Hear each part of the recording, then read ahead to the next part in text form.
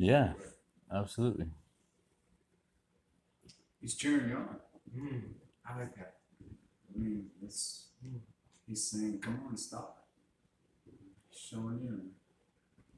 But You're actually closest to him, but probably. then it goes back to what June said about you hadn't read the Bible since your wife passed. But God knows that pain. He doesn't. He's probably not.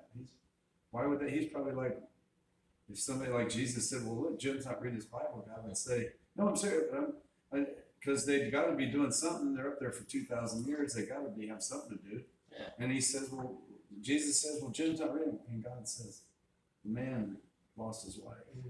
He still loves me. Look what he's still doing, Jesus. Look at him. Look at the back of his truck. He's got gloves. Look what he's doing." So he's going to be fine. He's going to be fine. And I think that's how God is. I think he sees us, but he's an understanding God. He knows what we've been through, and he knows that we live in the flesh. He knows that he never quits loving us. And amazing. And I like what Jay says about just the cheering you on. I'm sorry. No, that's it. But it's just that cheering you on. That's amazing. And I just think that's the kind of God he is. Yeah. And I think the angels are up there with him, like Jay says. Come on. And the amazing thing is that you're not reading the Rema, but you have the logos inside you. Yeah. Alive. And that's what motivates you. That's what pushes you. That's what tells you, Jim, there's gloves on sale. Get them. I was out in Menards the other day and I was looking at them. See? I don't need them. I got, man, I bought so many last year. Yeah. I'm giving them away, but yeah, that's the first thing I thought of. I was like, oh, crap, $3.99 now. They'll come down. They'll come down. I get the heavy ones and film the people, though. Yeah. I used to have a little Knock fun. them out. Do you remember Jerry Jones said the day he was preaching? He said, just because I have a brick in my pocket doesn't make me a Mason. I was like, who has a brick in their pocket? That was funny when he said that, though. Who carries a brick in their pocket? That was funny, though. Just because I have a brick in my pocket Doesn't make me a Mason. I was like, what He's the good. fuck? He's good. Man. If you guys ever hear us saying what the plug, it came from George Lasseter. A whole year has passed. You You know have to what's explain that one. you know what's red and You hard went on to your teeth? plucked up chicken? Yeah. You know what's red and hard on your teeth? A Bro, brick. parade. I heard that on Christian radio. Do you know what I heard on WBGL? And I was like, really? What kind of car did Jesus drive? What? Yeah, what kind of car did they were having this whole Why? survey and discussion about what kind of car did Jesus. Someone was like, he drove Honda Accord. It must be in one Accord. I was like, oh. Tony Evans was, I heard him today. Oh, did you hear Tony Evans Yeah. today? And he was talking about everybody's making promises and all this and that, resolutions and everything. And he says, he was making a point, but he was talking about, he went by the donut shop and he says, man, I want to go get a donut. And you know what? If there's a parking space there, then God wants me to get a donut and I'll pull in there. He does said, those better names. so I went around 7 times. There was a parking spot. He said, God wants me to have that donut. And before that, he said that Oh, he's hilarious. he walks into the office with a handful of donuts, and they know that he's on a diet, and everybody's looking at him like, "You're on a diet. What's going on?" He goes, "These are spiritual donuts." I like when he talks about the chicken at the airport too. That's funny when he does that. He's got his favorite chicken place.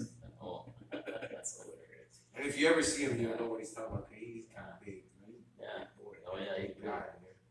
But what his point was That you can talk yourself into Right out, thinking so. that what you're doing is God's will. exactly correct. Yeah, well, that's Oh, that was good. yeah. Yeah, you can fool yourself in your Christianity really easily. Justin, you ready? Yeah, We need some pontification. you guys just keep leading me to one thought to the next, and it all kind of ties into this long thing that I probably Go couldn't. for it. I probably couldn't get it out in the correct way. Well, it has to do with everything you're talking about.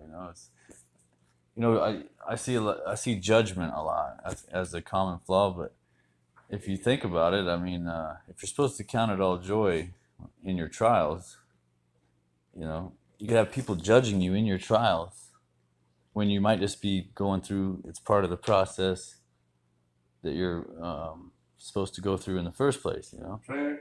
There's a thing that is really important, and we watched it in It's the Bait of Satan, that guy, whatever his name is, John Webb, but he put it really great. He said, we categorize sin.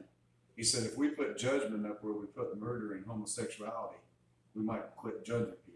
Exactly. And if that's really where it belongs, because Jesus talked more about judgment than he did about killing and homosexuality. Yeah, and that kind of circles back. I'm sorry, but That circles around back to this forgiveness thing, because you know who's forgiveness for, right? The sinner. It's for us, right? I mean, we're supposed to we are forgiven as we forgive others. Well, it's kind of hard to forgive when you're judging. You know what I mean?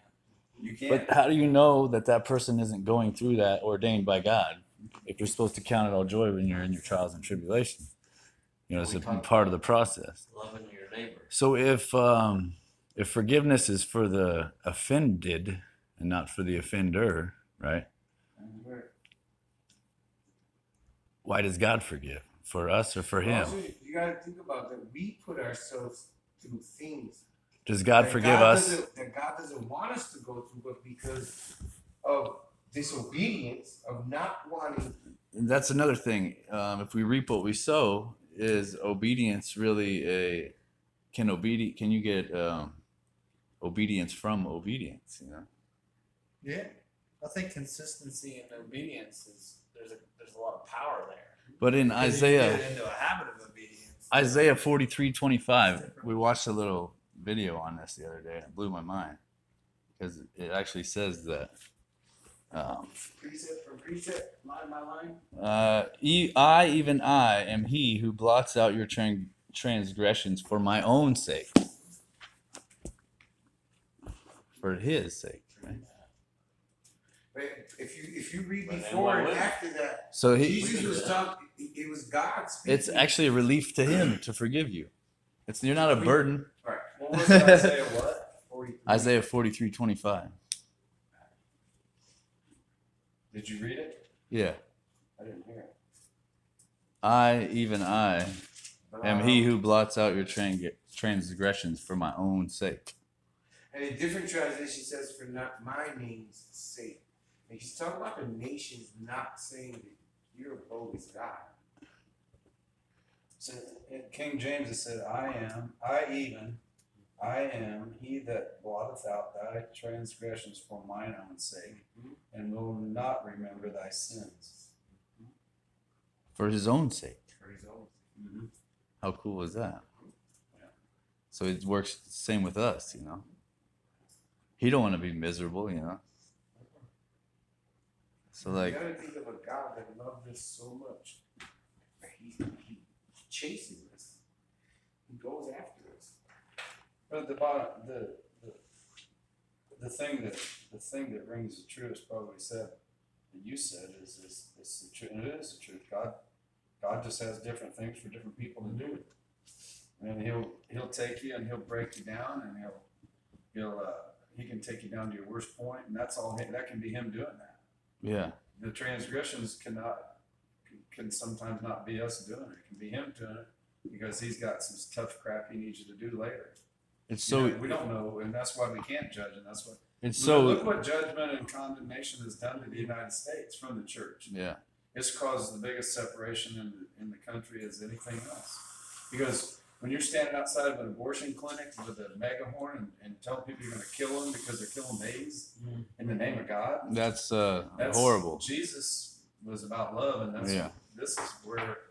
So the any type of judgment or condemnation that's why Jesus puts it up probably higher than any other sin. Yeah. He talks about it all through the Bible, and it's because, and that's why Jay preaches that so much, Yeah. because he knows the importance of it.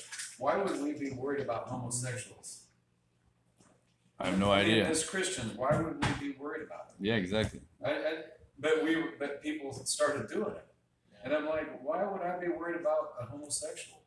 Why would I lose 1 ounce of sleep over what they do? Or, That's what I'm screaming. because it's none of my business. Mm-hmm. So, but where do we start up with all that? You know? And then- Judgment, man, it's Yeah. crazy. But that's why It Jesus gets said the it's body bad. members in trouble. I would think. When I said I wouldn't give him 100%, that's one of them. I mean, I judge. Judge yourself. We all judge. We're supposed to in some ways. The Bible We're says, supposed the to Bible judge. said we're supposed to We're judge. supposed to judge each other in the body of Christ. So, Not see. It says love, right? And it talks about if you read the book of Acts, where he's talking about that I should love everyone, that I should do. He's not talking about the world. no, he's talking He's about. talking about God's people, the church, the chosen ones, the ecclesia, the iglesia, the called out ones. It's not everyone, and I hate when when people say this, it is a false statement. Everyone is a child of God. That's a lie. Yeah, that's false. The Bible does not say that.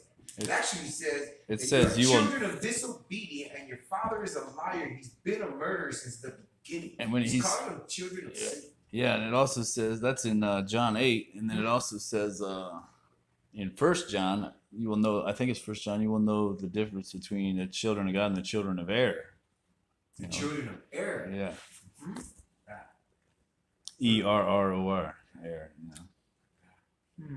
But First John, man, First John is an amazing book, and it's super deep, and it talks all. It's all about sin versus obedience versus following the commandments. You know, it's just can be super confusing, but it's.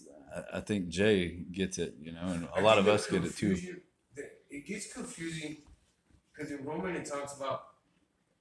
All right, it says that grace and mercy is a gift, so that you're forgiven not on your merits, so that no man can boast. Right. So that no man can say, look at how good I am, that I've been forgiven, I've been redeemed because I am so good. So it's a gift. So if Right. someone gives you something, you can't brag about doing this. Yeah. Right? But because this gift has been given to you, because mercy has been shown to you, then this should produce a new life in you that leads you into obedience, that leads That's you what I mean, yeah. into living a life that you no longer want to live because now this divine nature lives inside of you and you don't have it all figured out and you're not this holy, you're just not. You're this human being who God has redeemed. You used to be this, you're not that anymore, and you're on this journey, and every day you're growing and becoming self-aware. And the good thing about us as believers is that we're not sinners. We're saints that fall into sin, and when we fall, we recognize that we fall, and we say, God, help me, Lord. Yeah. We don't stay down. That's kind of how First John puts it. He said, "Those of sin are of the devil." You know what I mean? Mhm. And that's kind of hard to swallow, really. But so then you have to, decipher. Well, but you Yeah. also just be careful with it. Well, But it's- you be careful with all of God's word. That's why I Yeah. try to tell everybody I love you. Love you. You know why? The Bible says love covers a multitude of sins. A multitude. or turn one from his error as well. But First John is an amazing book, but it can get scary, or you could get some radical ideas out I of thought it. I'd pass out some money tonight. Money's always a good thing to pass out. So I'm gonna give you guys each $100.